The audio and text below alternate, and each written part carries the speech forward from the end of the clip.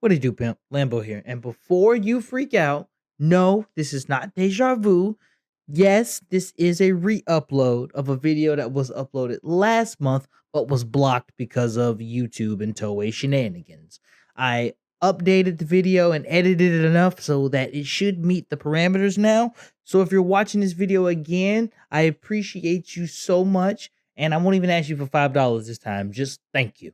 Okay, now on to the video.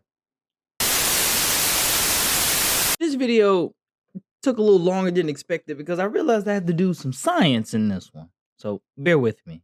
In today's video, we're going to talk about the complicated Valkyrie exhibit from 01, the prototype to the ladies of Reiwa, and how she was handled very poorly, but still managed to be a queen to root for. So that means we're going to talk about everything good about her, how Takahashi fumbled the bag with her, and theoretically how I would have fixed it, because I know y'all like hearing about my opinions. With that said, I'm gonna go ahead and start out with the setup. Okay, at this point, it's just episode 3, so nothing huge has happened with the plot. Aruto and Fua have had their debuts so far, so that leaves Miss Officer to show her hand. As the episode about sushi goes on, we're introduced more to the technical advisor of AIMS. She's not only pretty, but composed, calculating, and efficient. This combination of qualities plus the sudden attack of Mitsubo Jinrai leads Yaiba to saving Aruto and his robo-girlfriend.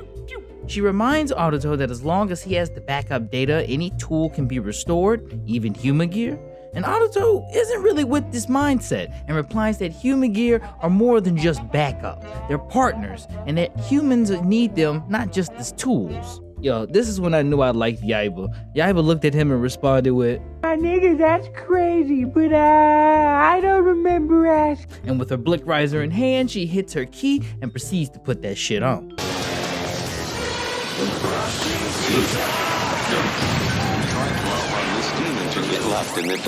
Yeah, this shit about to go crazy. Yaiba, now Valkyrie, jumps into the crowd and becomes a one-woman blender. Comparing her to Vulcan, I much prefer watching her fight, as all of her movements feel smooth and calculated. You don't believe me? Watch this shit. She starts by kicking and weaving the jobbers until she gives one a hard-ass gut punch, then uses them as an object for her own to flip him down, then kicks another one so hard she sends his ass flying. The other ones don't want what that one just got, so they let the tool spark at her, but she's fast enough to go get some cover behind the crate. With the blick riser in hand, she starts her QTE. She kicks the crate forward with enough strength to move while running behind it as cover and gunning every single jobber in sight. Her battle IQ is so potent, she whooped all of their asses while herding them into the same place. As Vulcan pulls up, Valkyrie not only proceeds to wrap this shit up with a splendiferous level 3 meter, she decides to show off at the same time.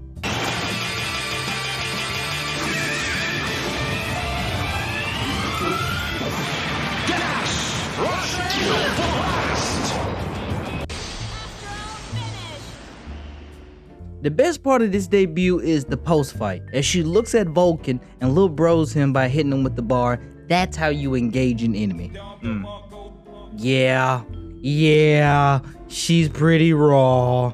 This episode and subsequent display of finesse helps establish Yaiba's character and role in the series. The 3 things Takahashi wants you to focus on are: Yaiba sits comfortably in the neutral zone when it comes to the writers thus far in the series, because Aruto sits on the positive sides of the human gear spectrum, while Fua displays Shijima Go's levels of racism, putting him on the negative side. Yaiba can rest in the in-between. Her quote, "It's up to each of us to decide how we get along with the human gears," introduces a thought that motivates and challenges both writers on their own mindsets and actions.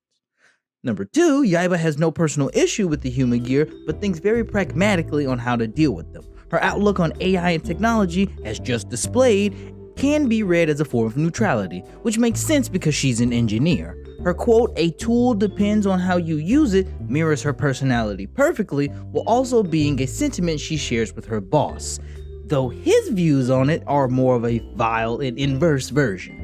And number 3, my favorite part, is that she is the most competent fighter of the bunch. Aruto uses a supercomputer to help him with his freestyling, while Fua just goes brawler.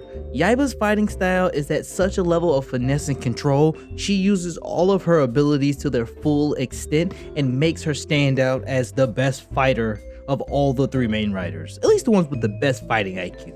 Again, she's doing this off the strength of her own human brain. She ain't got a driver that's a supercomputer, and she ain't some ultra learning grimace. So you gotta give her props. In fact, the next exhibit will prove my point. In an episode about the relationships between a parent and their child, this leads to some robo-terrorism, the first henshin of Kamen Rider Jin, and Aruto's first rider-related ass whooping. Before Jin unknowingly kills his cousin, our queen steps in on the scene and transforms to aid him. Soon, she ends up fighting the frog Magia, and I guess the faith of a 101 program is non-existent in the Magia, as it converts 3 other Humagear into their terrorist modes. They get to jumping and blasting at our girl, but she packs them up with the quickness and continues to fight with the frog. Though Aruto swears he'll handle it while still getting mollywopped by Jin, Valkyrie checks him for not giving the Humagear the old yellow treatment sooner. Thus all this happened in the first place. See what I mean by that neutrality area? As soon as the fight continues, the frog starts giving Valkyrie the rapid mouth blast and manages to overwhelm our girl. So she decides to use her new key and proceeds to put that shit on.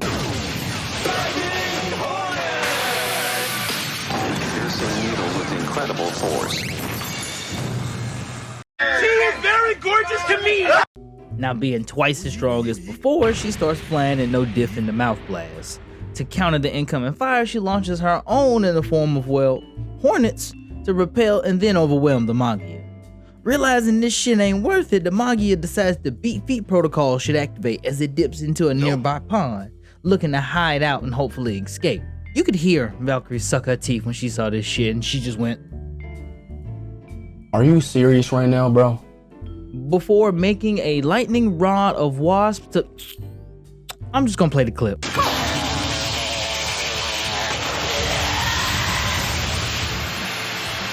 If you saw all of that and you don't think any of that is goated, then I really think you hate women. I'm just throwing it out there. You need some help, bro. That's all.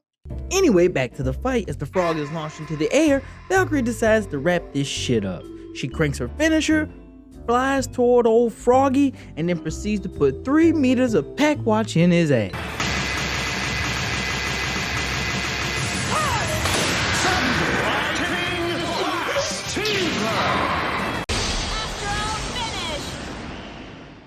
I'm telling you, if you didn't think any of this was dope, y'all are trash. And I mean this from the bottom of my heart. Y'all are trash. Like, y'all are so trash. I want you to know that I'm talking to you, so I'm going to say your name, then I'm gonna call you trash. She even had a bar in the moment too, more than just a flash. This shit ain't nothing to me, man. Wasting no time, she immediately engages Jin, and as soon as Fua gets there, the two attempt police brutality, but Jin gets away. Nope. This counts as a W plus to me because not only does she make Jin run away, but her leadership skills are top notch as well.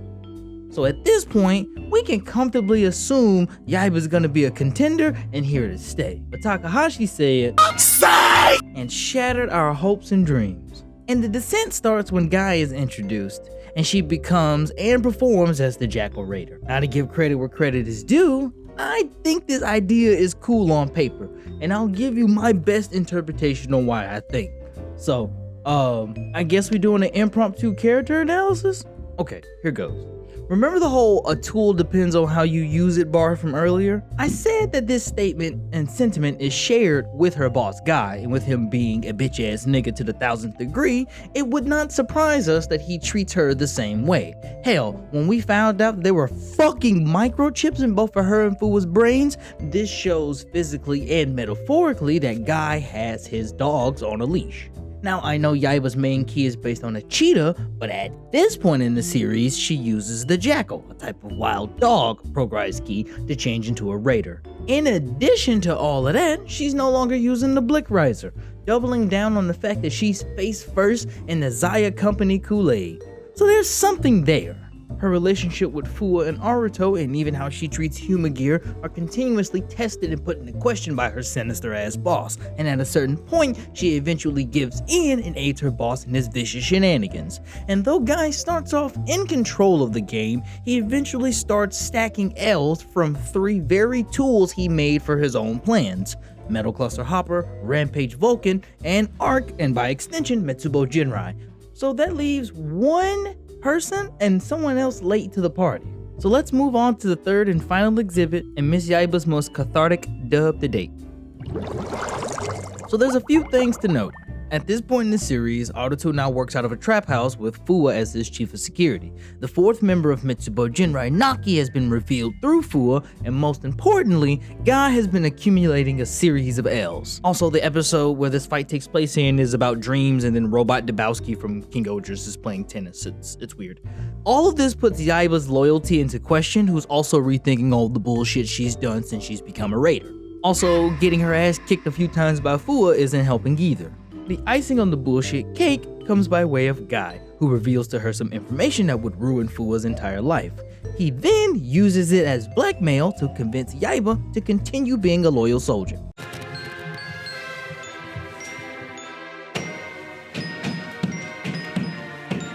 That's some bullshit.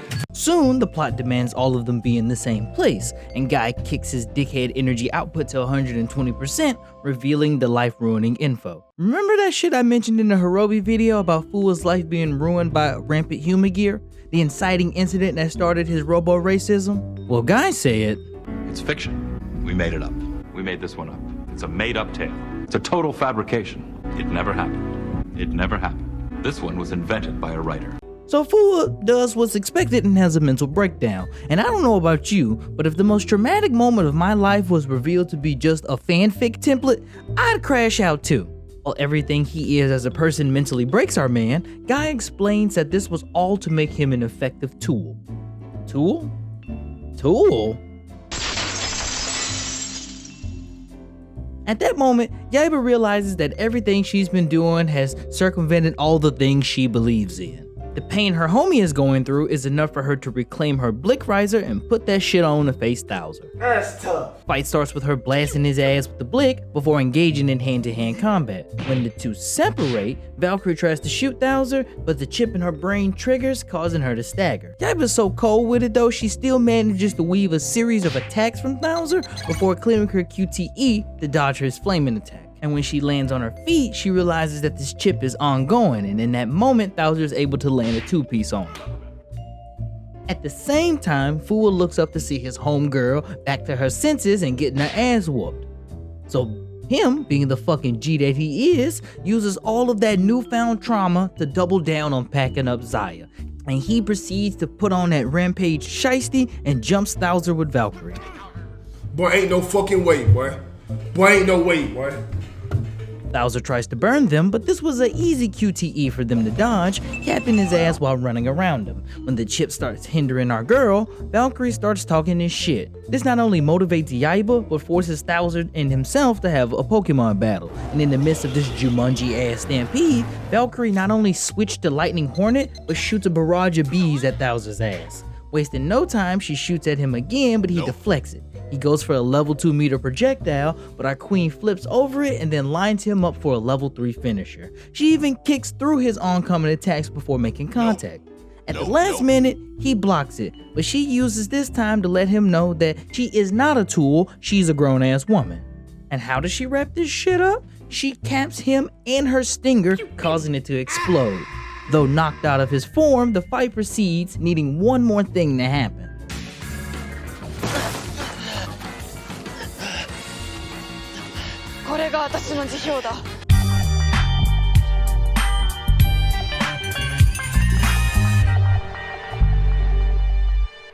This is a 10 out of 10. This is GOAT behavior right here. And to be honest, it's not enough for my girl. Look, the fact that she fought this nigga with an active nerf on, worked in her jumping, and got to rock his ass to quit is a fantastic way for her to end her minion arc. However, after this, it's all downhill for our girl. She, along with Fuwa, get their brain chips turned off near the end of the series, which apparently is connected to their transformations. I mean, they do get it back just in time for the real-time movie, but the next time we see her fight is in a V-Cinema 2-parter where she gets a new form only to lose in her debut. So rather than ending the video on a sad note, I wanted to spend a few minutes and talk about how I would have handled the situation. I understand writing a series is hard, but you know, you could have tried. So hear me out, why don't we punch up this script with some rewrites? For this entire rewrite to work, Yaiba continues down the path of a raider, but we make one distinctive change. The jackal progress key is one of the special ones, like Assault Wolf or Shining Hopper. In addition to working like a regular schmegler progress key, it will also be more impactful during her resignation fight when she chooses to use it inside of the Blick Riser. Bonus points if she has the assault grip as well.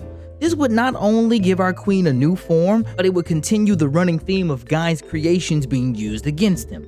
Once again, Metal Cluster Hopper gets reversed on him, Rampage Vulcan gets reversed on him, and Arc, including Metsubo Jinrai by extension, also did it too. So Assault Jackal Valkyrie sounds hard as fuck, and I might need that commissioned. But yeah, that's the video. Though Takahashi ended up fumbling with her, she's still goated and the prototype for the golden child of the Lady Riders. The previous ladies walked so that Yaiba could run, and Yaiba dashed so Nago could fly.